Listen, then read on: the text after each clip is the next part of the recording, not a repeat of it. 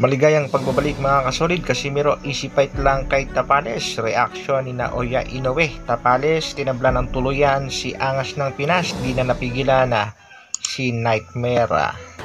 Isa sa mga undercard sa Combatis 16, talo ang Pinoy, split decision. Para sa ating unang balita mga kasolid, ito na nga at nagaganap na sa kasalukuyan ang bakbakan dito sa Combatis 16. Ang main event nga dito itong si Araneta kontra kay Magramo. At sa main event mga kasolid, ang bakbakan sa pagitan ng Hapon na si Kurihara kontra sa ating kababayang si Froilan Saludar. Sa naging laban nga ng ating kababayang si Ronnie Baldonado kontra nga dito sa Japanese boxer na si Kenshin Hosokawa. Talo nga ang ating kababayan via split decision.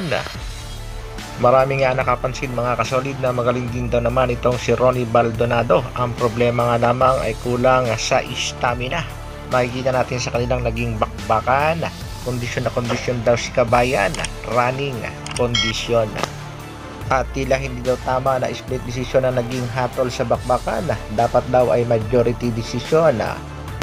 Better luck next time kabayan, training pa more.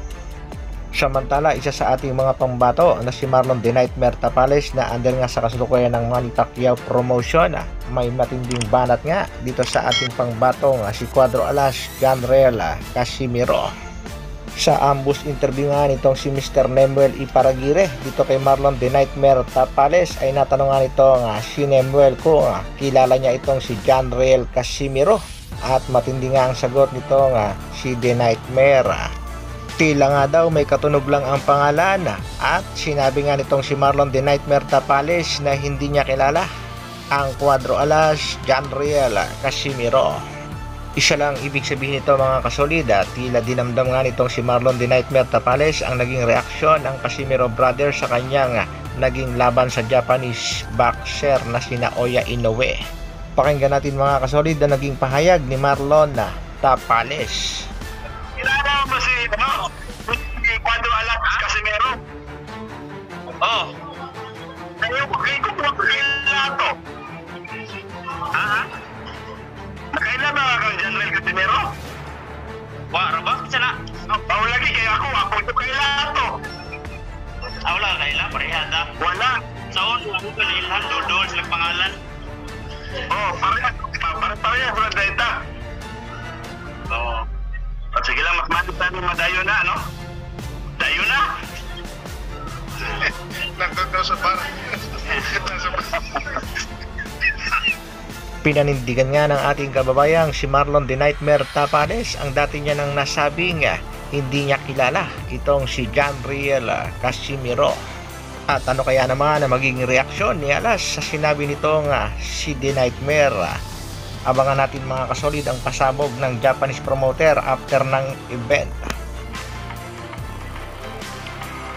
Sa kabilang balita naman mga kasolid, The Monster Naoya Inoue. Alam naman natin tuloy na ang kanyang laban kontra nga dito kay Luis Neri, na ang laban nga ay gaganapin sa Tokyo Dome ngayong Mayo 6. At nagbigay na rin ng reaksyon itong Japanese Monster sa potential na laban ng dalawang mandirigmang Pinoy. Yan nga sa pagitan itong si Cuadro Alas Janriel Casimiro at ng ating isa pang pangbatong si Marlon The Nightmare Tapales. At kung sakali nga daw matutuloy ang bakbakang itong mga kasolid, banat nitong si Japanese Monster Naoya Inoue.